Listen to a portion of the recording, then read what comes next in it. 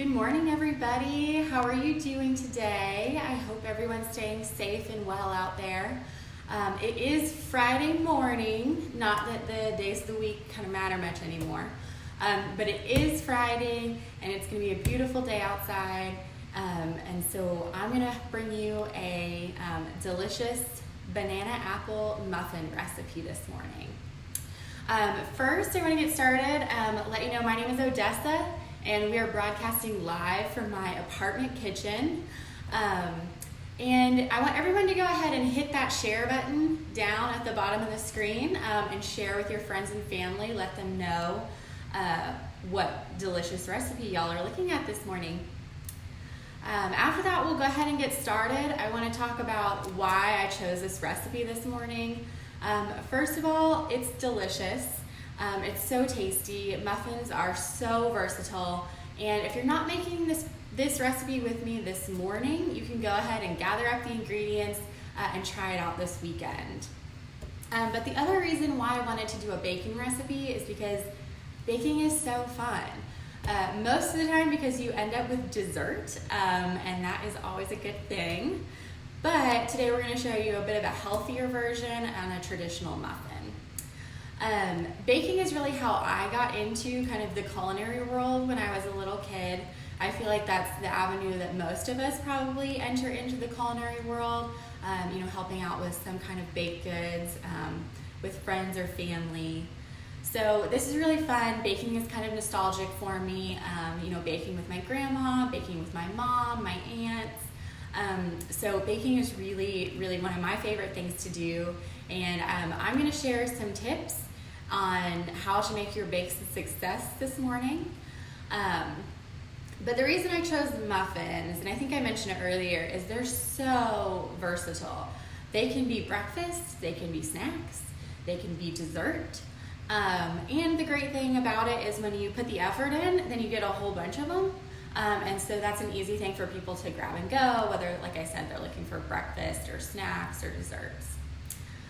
So we'll go ahead and get started. So the first thing that's important, as always, when you're preparing food for yourself or for other people, is to make sure that you've got clean hands and clean surfaces.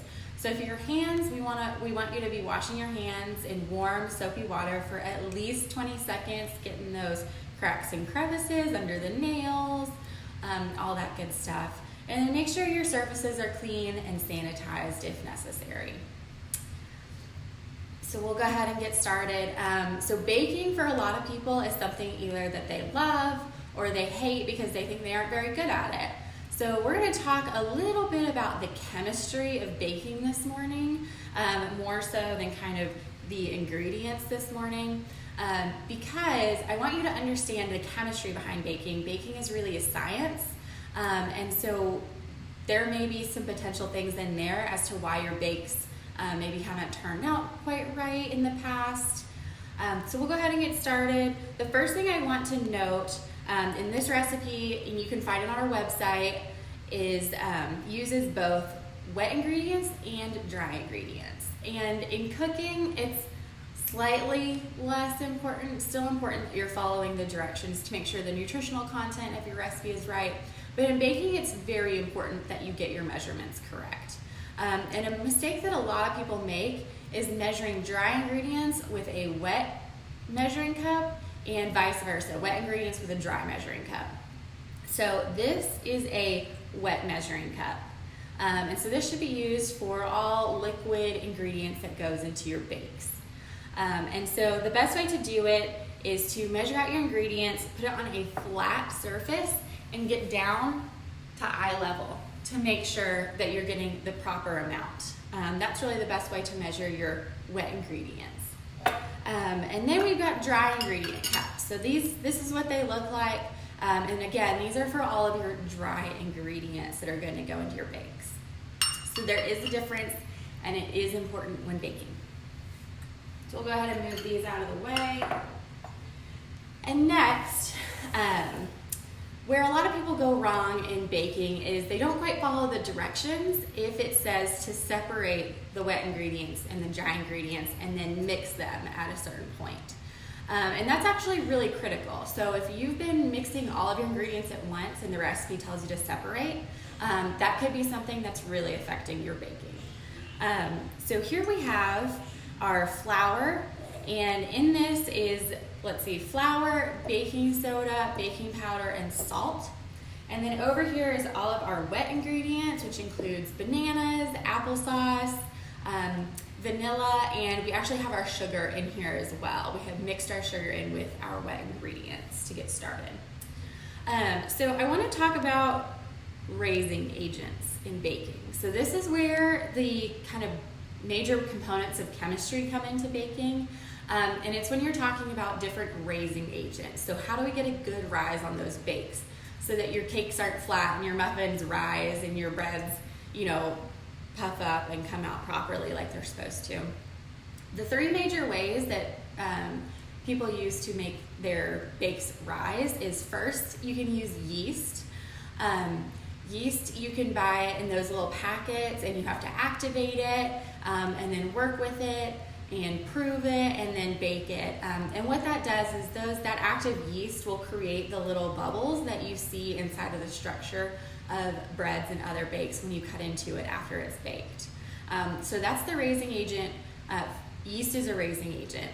The next raising agent that's really common, and this is really more commonly used for different types of cake sponges, and that is whipping air into fats, and mainly eggs, egg whites and egg yolks, whipping that fat in there and getting that air trapped in those little fat bubbles, and then mixing in your dry ingredients and then throwing it in the oven.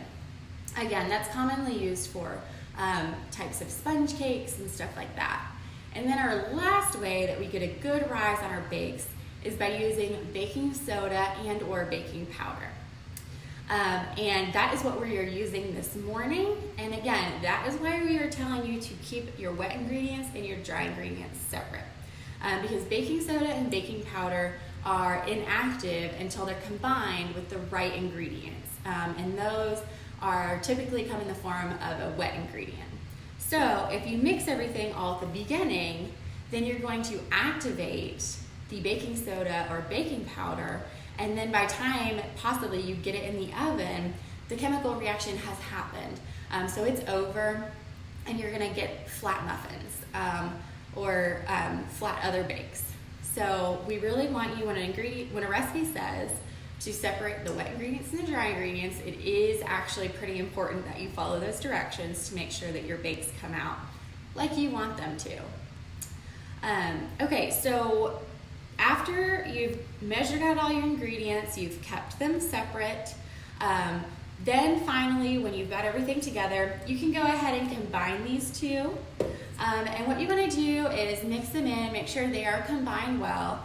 In this exact recipe, since it does have bananas in it, you might see a few little chunks. You might see a banana chunk here or there. That is totally fine and totally understandable, knowing that we have bananas in there. So we'll go ahead and just kind of gently mix in our dry ingredients. And so this is where the chemical reaction is going to start to occur. And there is actually a difference between baking soda and baking powder. So they are not quite the same thing. And they are actually activated by different things. So you want to be sure that you're using the proper one for the recipe, or else you, again, might not get that rise because it might not be activated properly. So you want to go ahead and get that mixed in. Oh, it's looking beautiful. Okay. So once you've got that combined, that chemical reaction has started taking place. So from here, you want to work at kind of a reasonable pace. So you don't want to, at this point, maybe let it sit and go try and do something else and then come back to it and then put it in the muffin tins and then in the oven. Because again, that chemical reaction will have already occurred. And then you're going to get flat muffins, which we don't want. So the other great thing about this basic muffin recipe is that you can really make it your own. Take the things that your family loves and mix it in right at this point. So any add-ins you want to mix in at the kind of the last minute. So if you're going to have these for breakfast or snacks, you might want to put in pecans or walnuts. And if you're going to have them for dessert, you might want to add in some chocolate chips. Again, be careful with how much extra sugar you add into these, because if you do end up eating them for breakfast, you don't want everyone to have a huge sugar crash mid-morning because you ate a bunch of chocolate chips for breakfast. So use your best judgment, make a call, but you can also, again, make this how your family likes it, which is really fun. So once you've got everything mixed together, you're gonna go ahead and scoop it into a standard muffin tin. This recipe makes 12 muffins, so a standard muffin tin is the perfect size. You can do it two ways. You can either line with liners, and I found these recently, and they're so cute, and they're fun, and they're springy, so just adds a little pop of fun to your muffins. So you can either line your tin with the muffin liners, or you can go ahead and spray the muffin cups with cooking spray or baking spray, and go ahead and bake those either way. So then you're gonna throw these in the oven. You're gonna bake them for between 18 to 20 minutes on 350 degrees. And then you get these beautiful muffins. And these are really, again, so easy for your family to grab and go, so they're not bothering you for a snack. This is kind of something that most people can grab and figure out themselves. So I hope you guys enjoyed this little kind of chemistry lesson, little science for your Friday morning. And I hope you guys make this recipe this weekend. Try it out. Share your photos of the recipe with us. We'd love to see them. And join us again. We're going to go live again on Monday with a dinner recipe. So go ahead and join us, and thank you so much for joining us this morning. Stay up with our page as we're posting fun activities to do with your kids related to food, great nutrition and food safety tips. And we hope to see you again soon. Bye.